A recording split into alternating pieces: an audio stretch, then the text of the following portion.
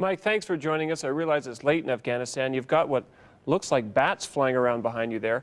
Mike, you're with the troops every day. Give us your impressions. What's it really like over there? I think 2 words, it's hot and it's boring right now. Every day here, the temperature is between 40 and 50 degrees Celsius, which is a range that was just inconceivable to me before I came here. So things really, once the sun comes up, things really slow down. About 8 o'clock or so, it's too hot to stay in your tent. You can't sleep in. If you have a mind to, as a journalist here, you've got to get out and get doing something. But the pace slows down as the day goes on. And in terms of the boredom, primarily because the Canadian troops right now are in between missions. They came out of Tora Bora a few weeks ago, and they've basically been doing airport security tasks, but that's going to end in a few days from now, and they'll be eligible for more combat missions. And that's what a lot of the troops here are looking forward to, is a chance to get back in the field and to do the job that they came here to do. Mike, there's been lots of talk over here about the job our troops are doing in Afghanistan. What are they saying there? How do our troops feel about the job they've done? I think they're very proud of what they've done so far. And they've been getting all kinds of compliments, whether it's from the defense minister back in Canada or it's the American task force commander here. He's going to speak to them again tomorrow prior to his change of command, and it's expected that he'll be full of praise for the Canadians and what they've done so far. So the troops feel good, but to be honest, I mean, what's happened here is they've been out on 2 combat missions in the past 3 months or so, and each of those missions has been fairly short in duration. So you've got 2 missions, fairly short, but a lot of other time spent either getting ready for the mission or doing other security tasks, which can be somewhat dull compared to being in the field and trying to track down Al-Qaeda or Taliban fighters. What are you hearing now, Mike? Will there be one more field mission before they come home? That's what we're hearing, that once the troops are eligible for that, around about the end of this week, that there should be something for the Canadians. We don't know where, we don't know when, but there seems to be a very high expectation that they'll get at least one more kick at the cat before they head back to Canada. You mentioned the boredom earlier.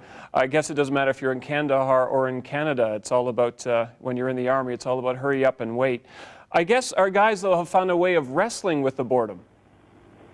Well, that's right. I think a lot of the commanders are concerned about the fact that the troops are doing jobs that are important but somewhat mundane right now.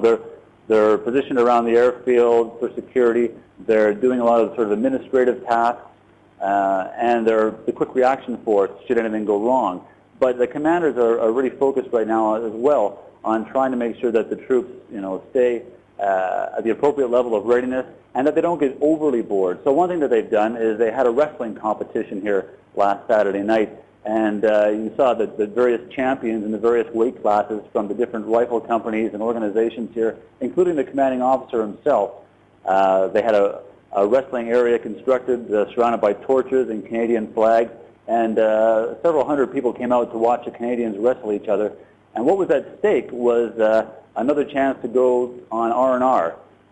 And that's fairly important here because in the 6-month tour, troops here get 1 3-day R&R away from Kandahar in a Middle East country. So the chance to go for a second time was on the line. Mike, the latest we've heard is the troops will be sent back sometime in late July. But I guess you've discovered they may not be coming directly home? That's right. I think what's happening is that the commander, Lieutenant Colonel Stogren, wants the troops to have a chance to decompress somewhere outside of Afghanistan, a way station, if you will, before they get back to Canada. The purpose behind this is so that there isn't this rapid transition from a war zone spanning right back to Edmonton or Winnipeg and people's families.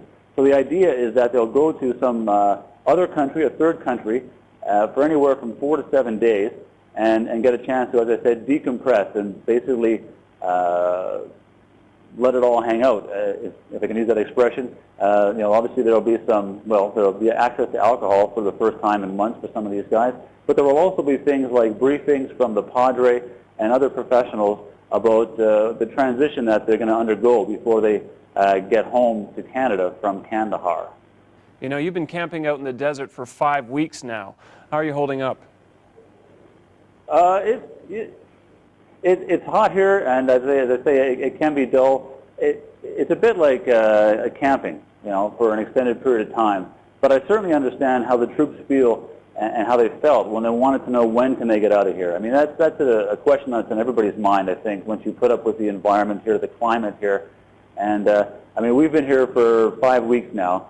We hope to be out at around the 8-week mark. But I personally, I can't imagine being a soldier here for 6 straight months.